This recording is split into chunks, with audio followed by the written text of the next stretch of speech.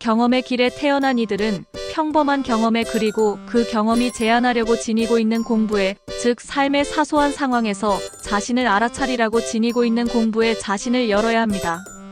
야심적이고 실지보다 과장된 이들은 자신의 목표와 신화적으로 살아가는 방식에 너무 사로잡혀서 자주 자신을 전혀 알고 있지 못합니다. 더 기본적인 수준에서 삶을 축소하고 삶의 마음을 열며 삶을 경험하는 것은 이들이 알아야 할 무엇이든 가르쳐 줄 것입니다. 이들이 접촉하는 모든 것이 공상적인 측면을 취하는 경향이 있으므로 단순한 삶을 살아가기가 이들에게 그리 쉽지 않을지도 모릅니다. 생업활동에서 유한한 인간과 함께하면서도 낭만주의를 최소한으로 유지하고 다소 고상한 채 하는 것을 진정시키며 손에 흙을 묻히는 것이 이들의 목표입니다. 삶안의 관점에서 삶을 경험하면서 이들은 자신이 누구이고 어떤 존재인지를 알기 시작할 것이고, 이들의 생활 경험은 완전히 경이로운 방식으로 깊어질 것입니다. 이들은 큰 인격을 타고납니다. 이들에 관한 무엇이든, 즉 이들의 발상, 느낌, 이들이 사는 방식, 심지어 야망조차도 거대합니다. 이들은 장대한 규모보다 작은 어떤 일도 좀처럼 하지 않습니다. 성질날 때 화산이 폭발한 듯한 사변이 벌어집니다. 우울해질 때 이들은 매우 어두운 상태에 존재합니다. 이들이 뭔가를 원한다면 그것을 얻는 것을 그 무엇도 막지 못합니다. 여러분은 이들이 매우 큰 집과 멋진 자동차를 지니고 있거나 수많은 창조적인 결과를 연출해내는 것을 발견할 수 있습니다. 곤란한 점은 이런 은혜로운 것 중 어떤 것도 이들을 특별히 행복하게 하지 못한다는 것입니다. 물론 이 모든 것이 이들에게 쉽게 오지만 결국 이들은 무언가가 결여되어 있다고 느끼기 시작할 것입니다. 대개 결여된 것은 바로 이들입니다. 이들이 타인들에게 눈길을 끄는 것으로 보이지만 슬픈 진실은 이들이 자기가 누구인지, 무엇이 이들을 움직이게 하는지에 대한 실마리가 없다는 점입니다. 이들은 삶의 더 거대한 측면에 너무 집중하여 세부 사항에 주목하기를 잊어버렸고, 그 세부 사항 중 하나가 바로 자신입니다. 이들은 자신의 본질적인 자기를 재규정해야 합니다. 이것을 달성하는 것은 삶이 이들에게 제한하는 만큼이나 많은 다양한 경험을 끌어안는 것을 수반합니다. 자신만의 가장 기본적인 천성을 더 잘 이해하게 될 곳이 바로 이런 경험을 통해 자신을 알게 되는 것에 있기 때문입니다. 이 여정은 탐험의 여정입니다.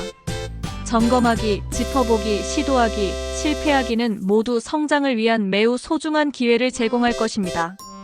게다가 이들이 자신을 경험하기 위해 멀리 떨어진 곳으로 여행하거나 혹은 강의를 들으면서 대학에서 수년을 보낼 필요가 없습니다. 오히려 이들이 최고의 광명을 찾을 곳은 바로 가장 평범한 상황과 사건입니다.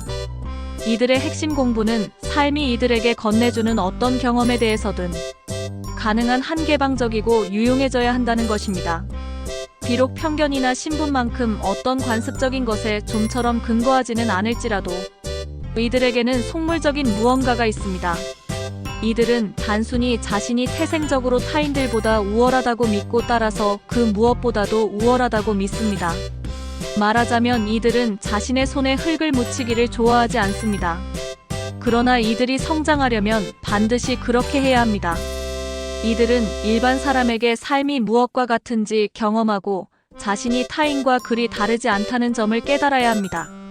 그런 평등을 인정함으로써 이들은 인간성이 나아지고 이에 상응하여 겸손이 커지게 됩니다.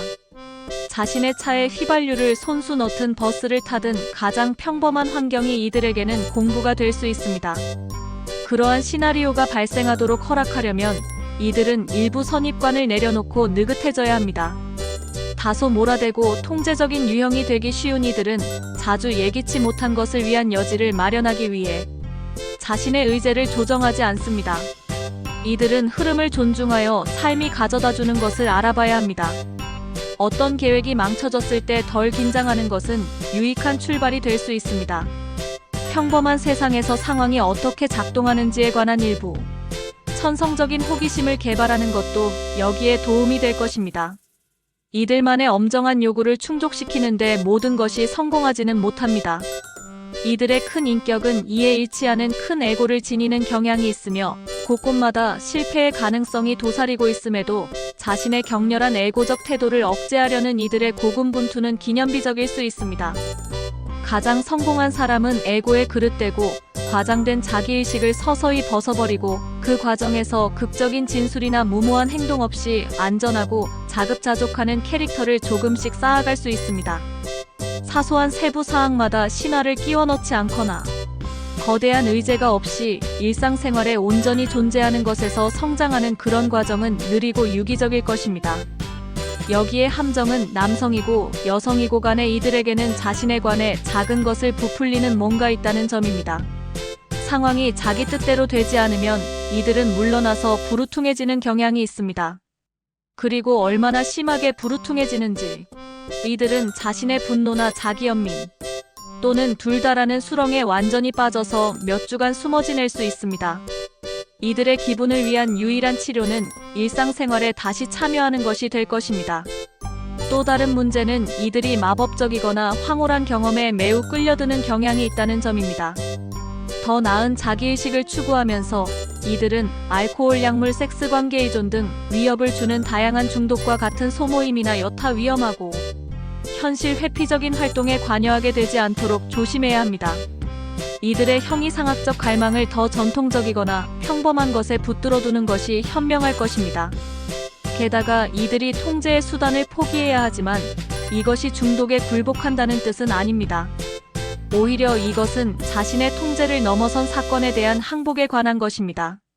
삶의 사건을 수용해온 이들은 자신까지는 아니더라도 누가 통제하고 있는지를 조사하기 시작할지도 모릅니다. 자신이 더 소박하거나 기본적인 방식으로 살도록 요청받았다는 점을 고려하면 이들은 과거 시절을 낭만화하는 자신을 알아차릴지도 모르는데 이를테면 역사의 특정 기간에 반해버리거나 심지어 자신의 청년기에 고착되는 것입니다. 낭만주의자로 태어난 이들은 현재와 일상의 활동을 잊지 않는 법을 체득해야 합니다. 이들은 낭만적인 환상과 공상 속에서 길을 잃어버리기가 극도로 쉽습니다. 삶의 실용적인 세부 사항 및 삶의 책임을 고수하는 것이 중요합니다. 비록 이것이 경험에 열려있는 것이라는 발상에 모순된 듯이 보일지라도 그 진실은 유연한 상태에서도 의무를 이행하는 것이 가능하다는 점입니다. 이들이 하는 고군분투의 상당 부분은 내면적으로 행해집니다. 이들은 삶의 해답과 자기의식을 찾으려고 내면을 탐색합니다.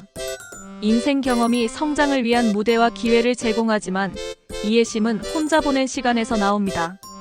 이들은 에고의 과대함과 협상에서 기대를 합리적인 수준으로 축소해야 합니다. 이것은 에너지와 목표의 크기가 확장되기보다는 느낌과 사유가 깊어지기를 수반합니다.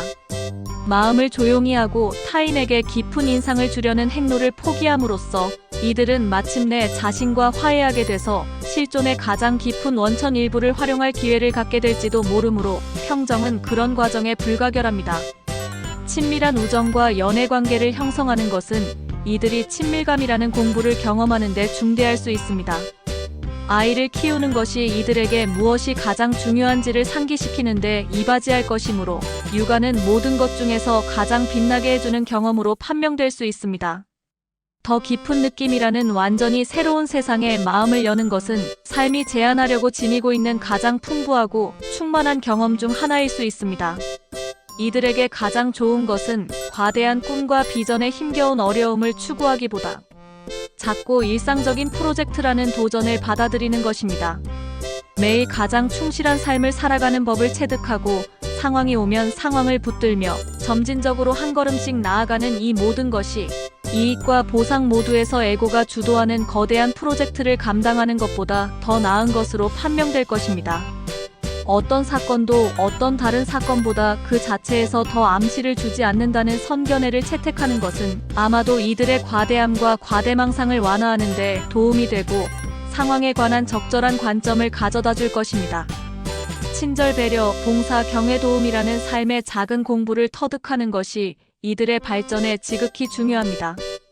자주 동화에는 군주를 섬기는 바보 또는 어릿광대의 이야기가 있습니다. 사실상 고도로 진화된 이런 인물들은 왕이나 여왕에게 단순함에서 발견되는 지혜를 상기시키고 부풀려진 에고에 대해 경고하는 역할을 합니다. 바보는 모든 경험에 마음을 열고 삶의 과정을 신뢰하는 모습을 상징합니다. 따라서 경험의 길에 태어난 인상적인 이들은 자신으로 하여금 바보의 역할을 채택하기를 허용하도록 요청받습니다.